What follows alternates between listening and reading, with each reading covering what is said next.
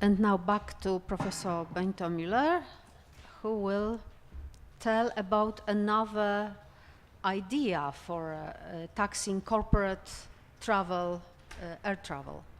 Do you like to speak? Yes.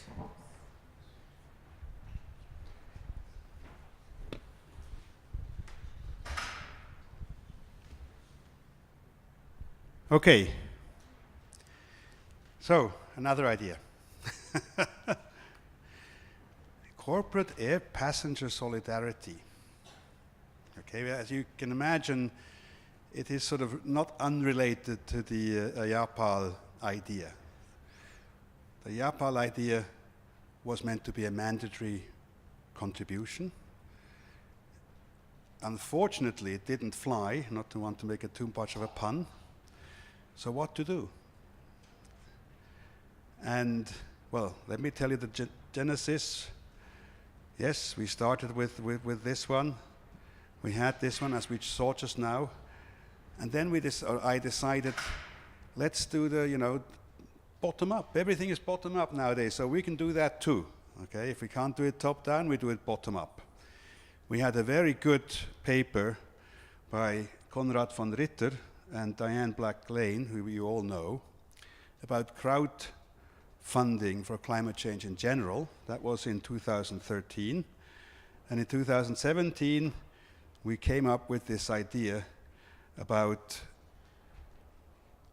the bottom-up version, the daughter of IAPAL, the bottom-up version of this initiative, where we actually asked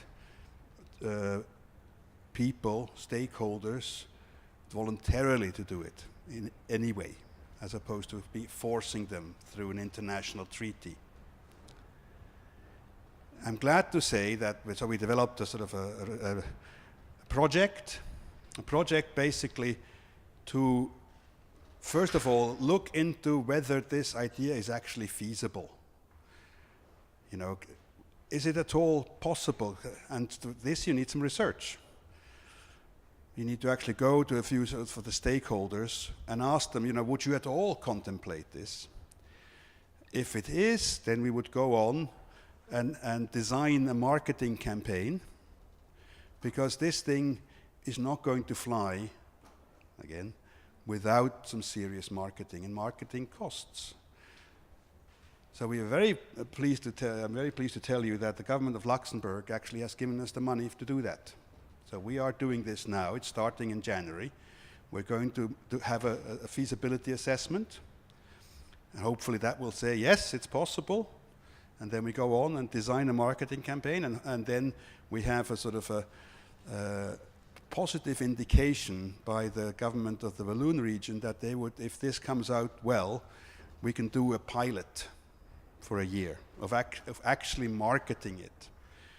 And the idea is very simple. We would ask passengers to, that's a suggestion, 1% of their ticket cost,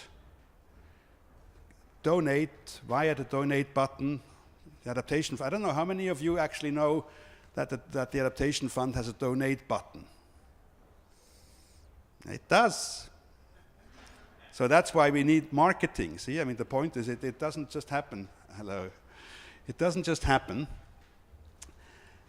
And the adaptation fund would then use it for what they do best. Concrete adaptation projects on the ground. The advantage of this system is that if you target corporates, they don't have time to go and look up a particular project which they want to fund. Okay, they know, if you tell them at the end of the financial year, look at your travel budget, take 1% and give it to a good adaptation sort of manager, they will be much happier. One click and it's done. Okay, individuals actually, the research has shown they like to see the well on the ground which they help dig. But for corporates, we believe, and that's the research will show, that they don't have the time to do that for every single project, but they have to have a product which they invest in, which is well proven, has a track record, and I personally believe the Adaptation Fund has such a track record. The scale, again, the numbers are not particularly up to date, but the scale you can see. If 1% of corporate passengers donate on average 1%, that would bring 125 million annually. It's not in the region of the 10 billion, but it's not nothing, okay? At the same time, if 10%, it's just, that was to gauge of what in order of magnitude one could raise realistically. And another sort of way of doing that is looking at corporates who are aware that traveling is harming, and they offset their travel. Now we have the CORSIA scheme now, where actually the industry is meant to take care of the increasing emissions. So the voluntary offsets they're still important, but they become a little bit less important than they were before. And so our idea is that if only 1/10 of those corporates who are offsetting go over to our scheme, you would get 100 million annually. So the ballpark figure of around 100 million is not unrealistic in our opinion. We will find out. But this is not an unrealistic target. We've had some trailblazers. There is a impact investor network which has been putting the idea of the adaptation fund into the messaging to their members of what they could do for a carbon offset menu. It looks a bit strange to have the adaptation fund in there as a carbon offset, but it goes to show that the awareness is rising, that it's not just about carbon offset, strictly speaking.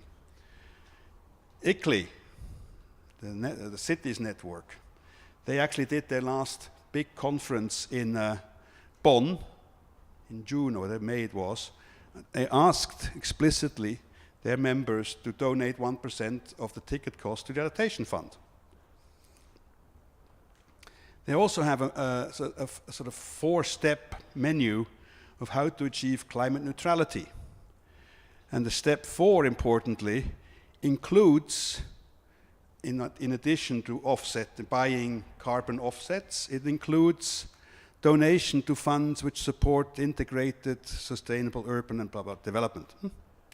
So there is more, the idea, the narrative that climate neutrality is more than carbon neutrality, maybe something which I think we need to stress and to get into people's heads. There's more to it than just buying offsets and canceling them. And in a sense, offsetting is more than purchasing carbon credits. Now, I'm Swiss, and I thought I might as well be a little patriotic showcasing here about neutrality. I'm sure you all know that Switzerland gained its current neutrality at the Congress of Vienna in 1815, where in essence we had to promise that we would defend our borders so no one can use our territory to attack them from the back. So that's why we have an army. We are obliged to have an army in order to defend our borders for incursions. But there's more to neutrality than that. We also offer good offices. And in 1863, in the context of neutrality, we established the Geneva Convention, which you all know, and we established the International Committee of the Red Cross. So solidarity is part and parcel of being recognized as being neutral. It's the quid pro quo, if you wish. As a matter of fact, the European Commission on 28th of November talked about climate neutrality adding, in essence, just transition, right?